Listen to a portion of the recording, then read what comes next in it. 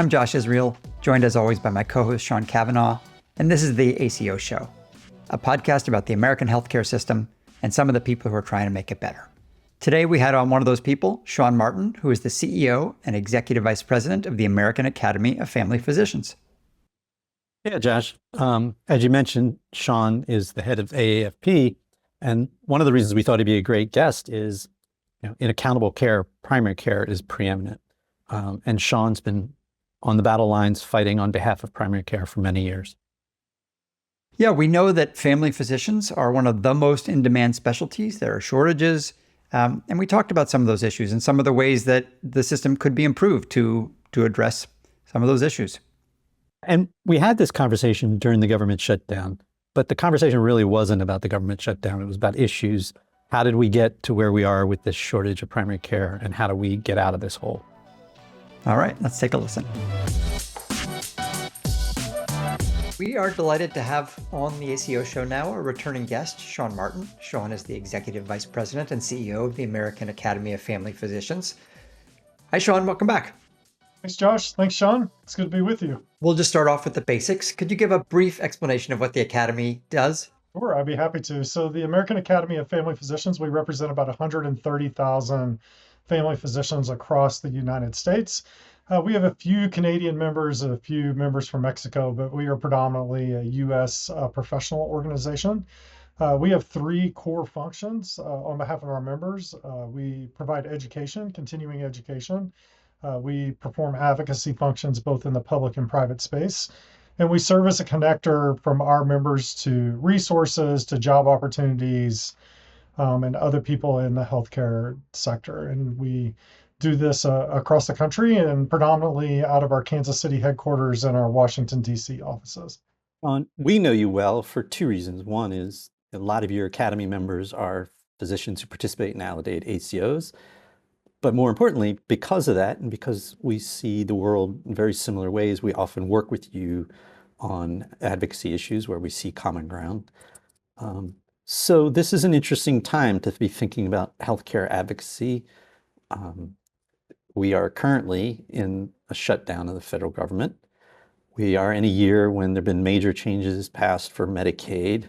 There are tax credits for the exchange products that are in play. What are the priorities you're focusing on for this year? Yeah, well, I mean, that's a good framing, Sean, of just the complexity of kind of the modern federal legislative and regulatory landscape right now. We tend to focus pretty intently on investment in primary care. We do that in a variety of ways, whether that's investment in practice support through the form of payment and payment innovation, or whether that's investment through improvements of the workflow, whether that be AI or reduction in administrative burden and investment in the workforce. I think one of the things that's been interesting, for me over the course of the past year or so is what I would call is kind of a migration away from some shared truths that have existed in U.S. healthcare policy for a long time, which is the concept that continuous coverage through an insurance product or some type of financial backstop for individuals, and then, continuous access to primary care were always, believed to be truths to better health and a better performing healthcare system. And I think some of those things are being challenged in some meaningful ways, but some ways that I think we're really struggling to understand. But our commitment to our members is that we will continue to drive investment and innovation that allows them to have fulfilling practice environments, but more importantly, take care of their patients and communities.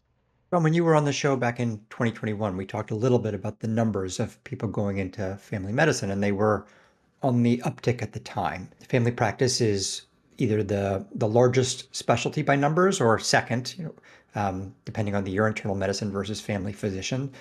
Where are those trends at now?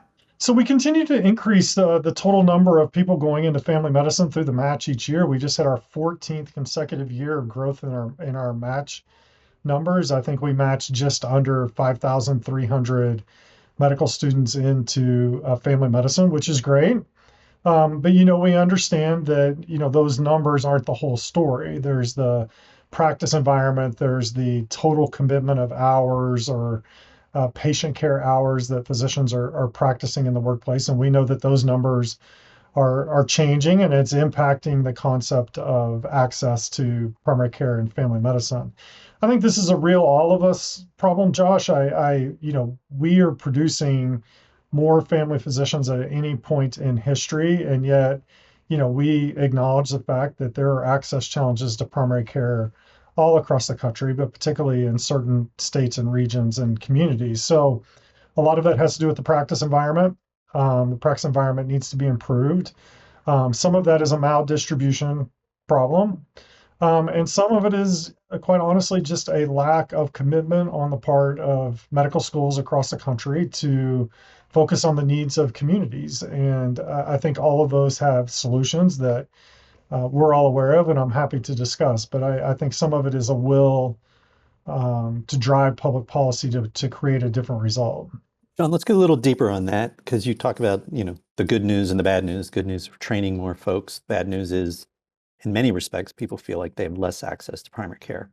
Yeah. You recently tweeted, and it was very provocative, that the decline of independent practice had its roots in the Balanced Budget Act of 1997, which, folks, there's no reason our listeners would know what was exactly in that bill. But can you expand on that a little? Like, what were the federal policies you thought that, and this was not just primary care, but independent practice generally. What were you talking about there? So 1997 was an interesting year, and what I was speaking to in that particular post was the passage of the Balanced Budget Act, which was a massive budget reconciliation bill that included a number of healthcare provisions. But the provision I was speaking to directly was the creation of the sustainable growth rate. And listeners that understand physician payment, as we move through 89 to 92 and the creation of the relative base relative value unit and the multiple conversion factor that was put in place, 1997 was kind of an inflection point where they went to a single conversion factor under kind of this SGR methodology. And over the course of several years, that methodology started to create cuts and cuts in physician payment, but more particularly cuts in all physician payment. And, my thought at the time of posting that was fragile practice environments like primary care, where there's lower margins than maybe some other specialties, became even more fragile as a result of the cuts, the methodology itself that produced changes in physician payment, but also because of the actions and reactions of the United States Congress in trying to avert or correct all of those various policy issues over about a decade prior to, the passage of MACRA almost 15 years later, 16 years later. And the main point was, it wasn't the passage of the ACA, it wasn't MACRA. The wheels were put in motion in 1997, and through a time period of 15, 16 years, you saw a lot of reactions in the marketplace. They were compounded by other laws. Don't get me wrong, HITECH Act was a major driver of consolidation in primary care. But the origins of that movement, if you will, in my opinion, kind of were set in motion by the SGR methodology and the subsequent, impacts it had on physician payment. Sean, the reason I asked that question, and thank you for that response, is my particular angle on it is probably dating back to the 1980s. Policymakers have been concerned about the growth in Part B expenses. And the total Part B expenses are a function of both price and quantity. But for many years, Congress and CMS focused on price. So they tried to control total spending by constraining the price that they were willing to pay. And it led to ill-advised strategies like the Medicare Volume Performance Standard, the sustainable growth rate that you mentioned. I do see some hope on the horizon, though, with new policies such as Medicare Shared Savings Program, where they're trying to bring together right-sizing price and quantity. And that's step one. And two, incentivizing physicians at the right level. So one of the problems with the sustainable growth rate is it was sort of Congress saying to the whole universe of doctors, you all need to get together and right-size the amount of services provided. And, all the doctors in the country are not going to get together, and they can't, and coordinate that.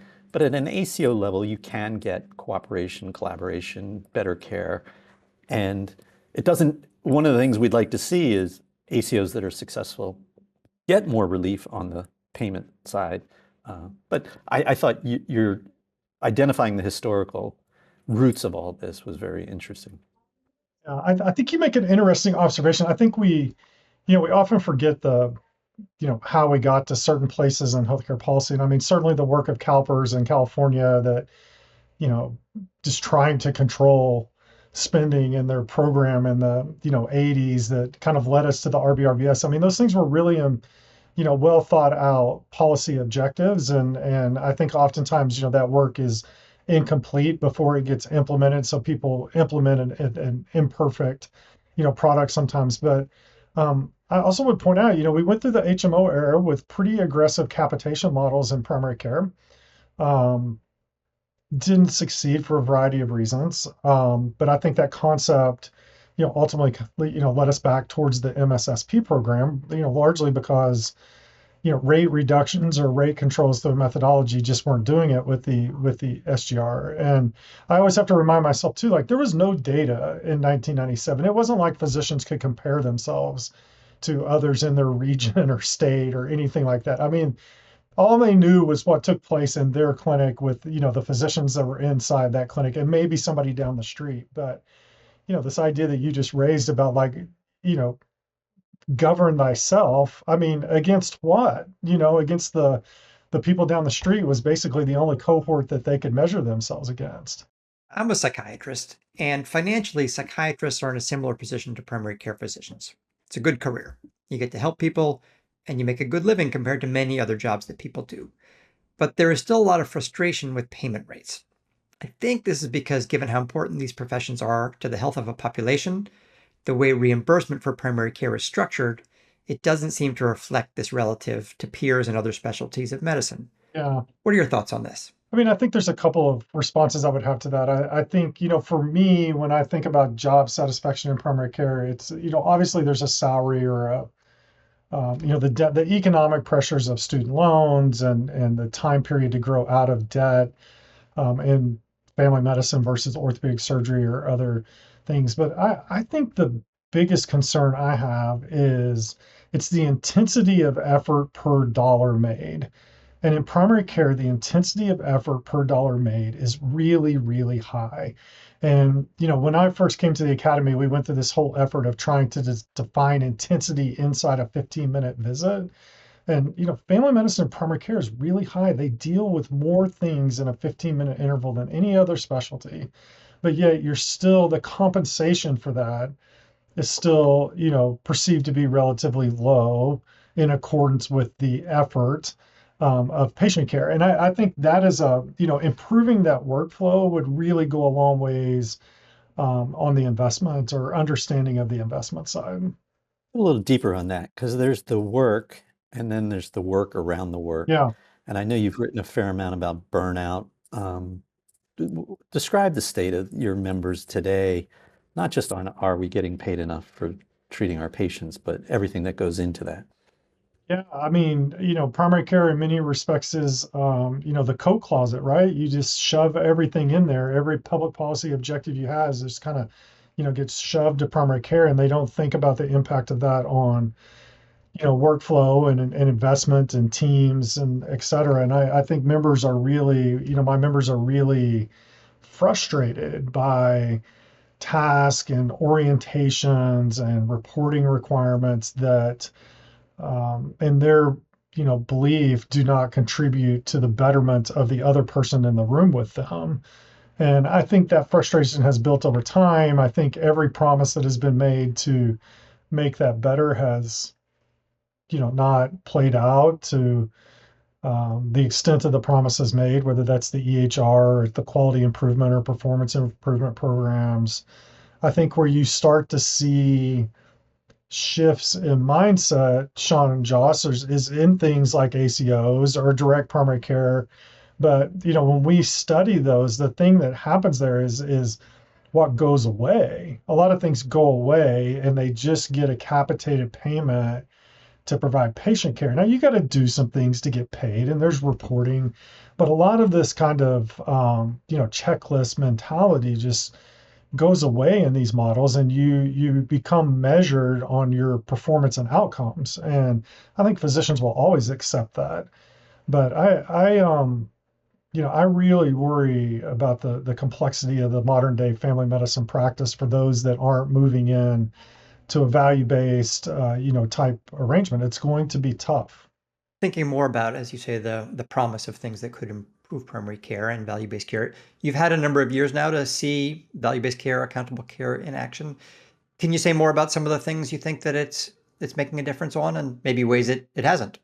Yeah, I mean, I still am a fan. I think it's really helped us progress and learn some things about sustaining primary care practices, particularly community-based, kind of independent primary care practices that gives them an opportunity to exist at scale, while maintaining connectivity to their communities and patient populations. I think the prospective capitated payment like hasn't gone far enough. Like I would have loved to have seen that go faster and further. Um, it's controversial, but I just think moving towards a capitated payment in a modern day just makes a lot more sense than it did in the 80s and early 90s. We just have better data, better technology. But I think, the MSSP program obviously is moving us in that direction. I like the direction that Abe is taking CMMI, but I've shared with him before that I worry about the on-ramp kind of being taken away. And is there going to be an opportunity for practices to get on a continuum to get into these advanced value-based care models?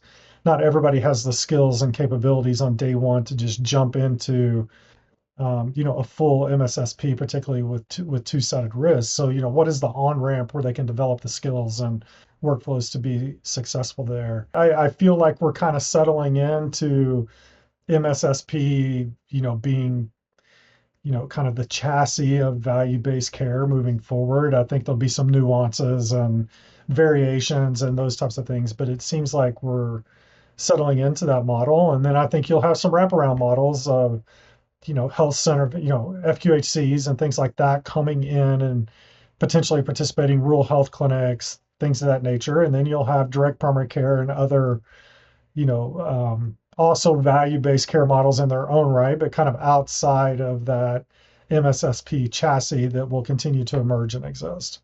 Mention issue that's been bouncing around recently, which are prospective payments or capitated payments or per beneficiary payments, however you want to characterize it. A lot of this discussion was sparked by the recent National Academy report on primary care, which made a number of recommendations about primary care, but one of its recommendations is primary care physicians should be paid what they called a hybrid payment. So partly like a care management PMPM for each of their aligned patients, and then a reduced fee schedule payment. I raise this because when CMS made this offer to our practices through one of their models, we got a pretty universal response from our practices, like, not another payment system. We thought they'd be excited to have this hybrid payment. And they really said, unless everybody's going to this payment system, it's only adding complexity and we'd rather not do it. What are you hearing from your members? I mean, you mentioned you think this is the way forward. Have you gotten any feedback from your members about this? Yeah, I mean, we've got a lot of feedback on these variations of models, between Medicare and Medicaid and the private payer, and, the lack of a tipping point. So there's not enough alignment that you create a tipping point in a practice of one model or another. I think what they're saying, Sean, I think what we hear from our members and what you heard was the PMPM comes with documentation and coding requirements, and we're not interested in that. The burden of like the transition of care payments and those types of things, the documentation burden just isn't worth it in their minds, even though the money is, oftentimes very advantageous to the goals of the practice. They just don't want that additional workload that is associated with it. And I think if we could just start to reduce the administrative complexity of some of these things, that PMPMs may make more sense to them. I guess maybe I'm just impatient. I just like to get to the end. So that, that kind of drives my belief of like, just ultimately we need to get to a fair risk adjusted capitated payment on a per patient or per beneficiary manner. And I think that just makes a lot of sense to me. And then you can add back in whatever documentation requirements you need to prevent fraud or reduce fraud and have accountability. But all the rest of the stuff just goes away. You mentioned that one of the advantages of value-based care seems to be that it can sustain independent primary care, let people do value-based care at scale, even when they're have an independent practice. I know you represent all family practitioners. Do you have a sense of things you hear differently about the current state of things from your members who are employed physicians versus who are independent practitioners? I mean, I think there's different pressures, but I think they both have pressures. A lot of our employed physicians, are in very successful value-based care arrangements, and they're doing well, providing good care. Same as the independent practices. I think I have always said that I think family medicine and primary care is absolutely at its best in practice and philosophy when it is solely responsive to patients and communities, and it doesn't have other economic interests from third parties. And I still stand by that statement. And it's not to suggest that employed physicians can't create that, but I think you have to be purposeful or very intentional about creating that environment. Um, I think there's a lot of conversation around independent physician practices. I think we have to really think about what that means. It doesn't mean that they're isolated. It's different than it was in the 70s and 80s. You can have an independent practice setting and still be collaborative or aligned with other physicians, whether that be through an ACO or an IPA or others. But I think it's really hard to make it in an isolated practice model in just the modern era. I think you have to be aligned loosely or directly with others to really have enough market position, but also resource sharing to be successful in kind of the current environment or marketplace. Use the phrase aligned there. And I think it's an important distinction because what we've seen over the last 20, maybe 30 years is alignment that went so far to become consolidation. Yeah. Consolidation, as far as we can tell, doesn't lead to better care. Certainly leads to more expensive care. The quality story is uncertain. And it certainly hasn't solved your members' satisfaction. Like we don't see a difference where finally I'm an employee, I'm much happier. We hear complaints about clinical autonomy. So I think the sweet spot is along the lines of what you said. How do you maintain some clinical autonomy, but also have some alignment with fellow travelers, with support organizations, so you're not out there alone. Does that make sense to you? Makes complete sense. And I love that, fellow travelers. I love that phrase because I think it's really important. There are other people out there trying to do all of this good work, that our members are doing and you're doing. And we don't all have to be owned by each other. Like, we can just be supportive of each other and contribute to each other's success. And I think that alignment, that's kind of where I come from. It's just creating mechanisms to be supportive of these physician practices and the care they provide. The academy's out there trying to improve the practice of family practice. What can Aledade do? Well, I mean, I think you guys are doing it. I mean, I think your origin or your mission when you were founded was really centered around finding these, isolated, fragile primary care practices that deserved a different kind of support, but they also, their communities deserve for those practices to survive. And I think you created a mechanism and a pathway for them to do that. And I think, I'm really thankful to you and others who have, provided a lifeline at times and a North Star at other times, but just an opportunity for practices to see a different way to be successful, both for their professional satisfaction, but also for the patients and communities they serve. And I think we're going to continue to see movement in that direction.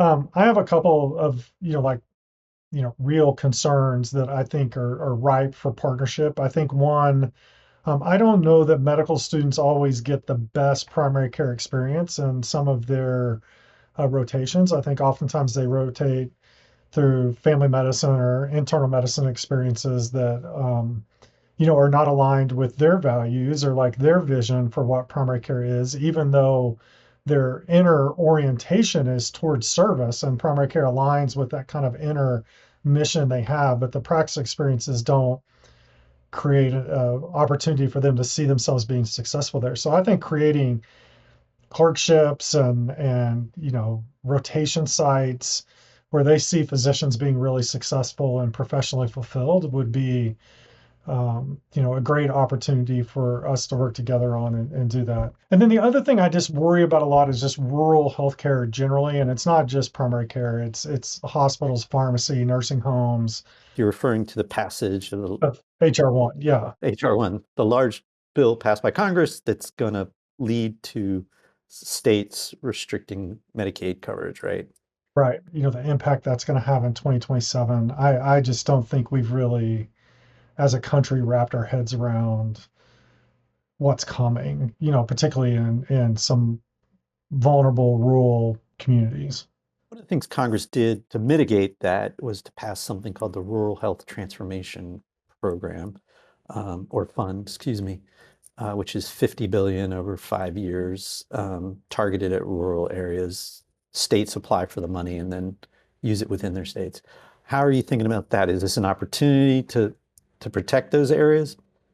I think it certainly is an opportunity, and I think we all should view it as an opportunity and be fully engaged with, states on making sure this money gets deployed in meaningful ways. And I just said nice things about the hospitals, but I do worry that the hospitals will try to take all this money and rural family medicine practices or primary care practices will be on the outside looking in, and we're working with our state chapters to make sure that they you know, advocate for some assurances that, physicians are going to get a portion of this funding in their respective states. I think the other thing we are really encouraging our states to focus on is, creating migration patterns within their states for physicians to go to rural communities. So loan forgiveness, precepting, and for medical students, leveraging this opportunity to make sure that they're creating a pathway to rural practice for more physicians. And that's a very long tail. That takes a long time. But, if you have this essential investment coming in, then you need to make some of that investment for the here and now and some of that investment for the future. And that's kind of the approach we're taking with our chapters.